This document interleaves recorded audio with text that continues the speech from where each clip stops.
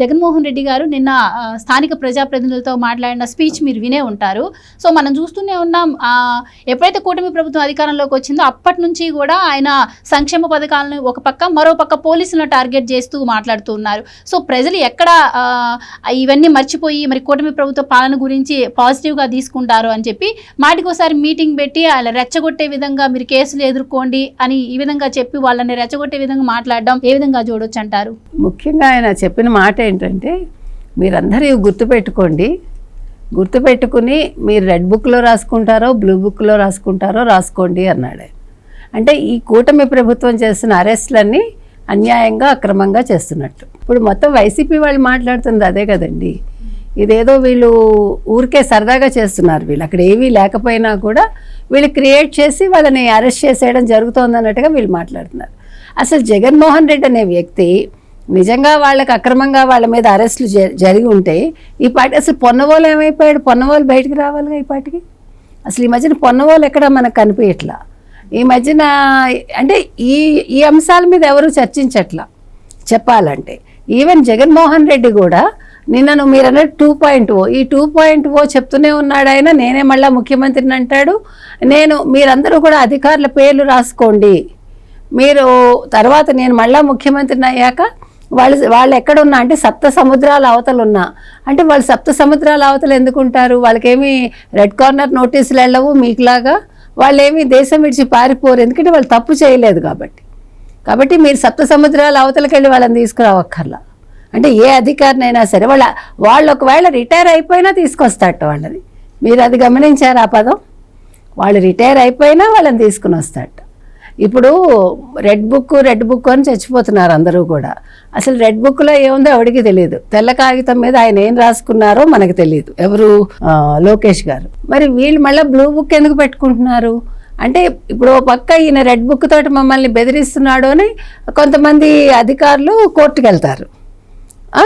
మళ్ళీ మీరు blue book రాయమంటున్నారు అంటే రెండు రకాల ద్వంద్వ నీతి వీళ్ళదే కదా. ఇంకొకటి మీరు అన్నట్టుగా కృష్ణమోహన్ రెడ్డి ఆయనకేమో నట్స్ కావాలట. అంటే ఆయన జైల్లో ఉన్నాను అనుకోవట్లేదా, ఫిట్నెస్ కావాలి ఆయనకి. అదేవిధంగా బాలాజీ గోవిందప్పకి ఆయనకేమో ఏం కావాలి, ఎంత నీట్గా లేదు ఎక్కడా కూడా, బ్యారెక్ అంతా కూడా సరిగా లేదు ఆయనకి. తర్వాత ఇంకొకళ్ళు ఎవరు, మన ధనంజయ రెడ్డి గారికేమో తరగడా దిండు అన్ని మంచం కావాలి. తర్వాత నంద్యాల ఆయనకి వాళ్ళ అల్లుడికి ఆయనకేమో ఓన్లీ మంచం, శ్రీధర్ రెడ్డి గారు ఓన్లీ మంచం పరుపు అది మంచంను తరగడా అడిగాడు. మామూలుగా అయితే ఆయన చాలా రిచ్, నంద్యాల ఆయన ఇవాళ కొత్తగా రిచ్ అయింది లేదు కదా, అయినా కూడా ఆయన సింపుల్గా అడిగాడు కదా. కానీ మిగతా వాళ్ళు అలా కాదు కదా.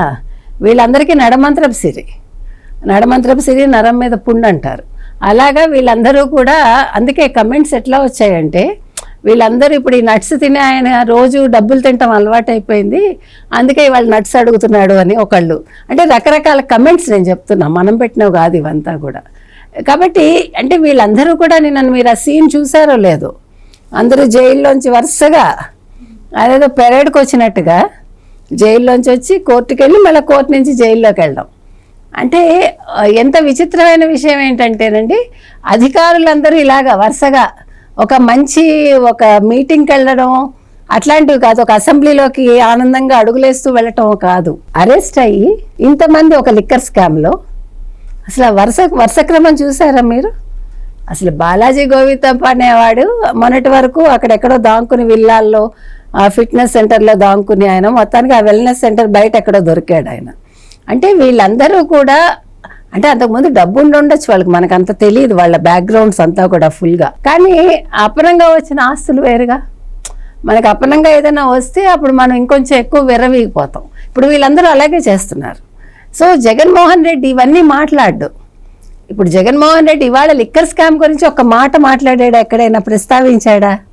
అసలు ఆ పదం తీసాడా? ఇంతవరకు తీసే దమ్ముంది ఆయనకి? అంటే వీళ్ళ అరెస్టుల గురించి మాట్లాడాడు అంటే ఇంకా ఆ స్కామ్ని డైరెక్ట్గా ఆయన మాట్లాడకుండా తప్పుడు అరెస్టులు అదెట్లా అండి? ఇప్పుడు ఒక ముఖ్యమంత్రిగా పనిచేసిన వ్యక్తి ఇదిగో నా మీద లిక్కర్ స్కామ్ అంటున్నారు, లేదు నా వాళ్ళందరినీ లిక్కర్ స్కామ్లో అరెస్ట్ చేశారు, ఇప్పుడు అన్యాయంగా అరెస్ట్ చేశారంటున్నారు తప్ప ఆయన ఎందులో అరెస్ట్ చేశారు, ఎందుకు అరెస్ట్ చేశారు, వాళ్ళందరూ ఎలా దొరికారు, ఆ విషయాలు ప్రస్తావించట్లేదు కదా. అంటే ప్రజలకి వాస్తవాలు అర్థం కాకుండా ఆయన చేస్తున్నారు. కానీ ప్రజలకు ఇవన్నీ ఎప్పుడో తెలుసు. ఇప్పుడు అసలు ఏం జరుగుతోంది, లిక్కర్ స్కామ్ ఎక్కడి నుంచి ఎక్కడి వరకు వచ్చింది, అది ఎన్ని రకాలుగా మారింది, ఎన్ని రకాలుగా ముడుపులు వెళ్ళాయి, ఏ రకంగా వెళ్ళాయి, ఎన్ని డొల్ల కంపెనీలు, ఇవన్నీ ప్రజలకు మనకంటే ఎక్కువ తెలుసు. ఎందుకంటే డొల్ల కంపెనీలు అంటేనే డొల్ల కంపెనీలు వర్సెస్ జగన్మోహన్ రెడ్డి. ఇది అనాదిగా ఒక 10 సంవత్సరాలుగా ప్రజలు వింటూనే ఉన్నారు కదండి. ఇవాళ కొత్తగా డొల్ల కంపెనీలు రాలేదంటే డొల్ల కంపెనీలు సృష్టించడంలో విజయసాయిరెడ్డి ఆరితేరితే విజయసాయిరెడ్డిని అందిపుచ్చుకున్నారు గోవిందప్ప బాలాజీ చార్ట్ అకౌంటెంట్గా.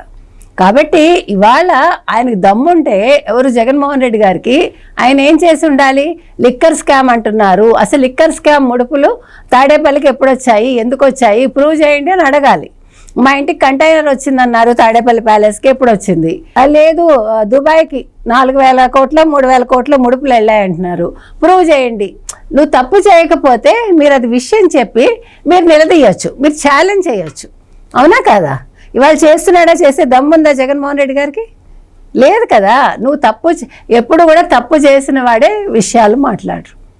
తప్పు చేయనప్పుడు ఇగో మీరు ఇందులో నన్ను అంటున్నారు, నేను చెయ్యలేదు అని బల్లగుద్ది నొక్కి వక్కాణిస్తారు. ఇప్పుడు చంద్రబాబు నాయుడు గారిని అరెస్ట్ చేసినప్పుడు ఆయన ఏమన్నారు? నేను తప్పు చేయలేదు. ఆయన ఒప్పుకున్నారా? నేను తప్పు చేయలేదు అన్నాక అది ఎట్లా ఆయన బయటకు వచ్చారో ప్రజలందరికీ తెలుసు. ఆయన 53 రోజులు ఆయన జైల్లో పెట్టినా కూడా ఆయన ఎంతో ధైర్యంగా జైల్లో ఉండి ఆయన చక్కగా బయటకు వచ్చారు. మళ్ళీ తర్వాత ఏదైనా కేసు ఉందా? ఆ కేసు వీగిపోయింది. వాళ్ళు పెట్టిన కేసు వీగిపోయింది. ఆ కేసు గురించి అందరం మాట్లాడాం, ఆ పేర్లు చెప్పి మరీ మాట్లాడాం. చంద్రబాబు నాయుడు గారు మాట్లాడారు. అంటే తప్పు చెయ్యని వాళ్ళు ఓపెన్గా మాట్లాడతారు, తప్పు చేసిన వాళ్ళు మాట్లాడరు. అది నేను చెప్పేది. Please subscribe to Leo news for more videos.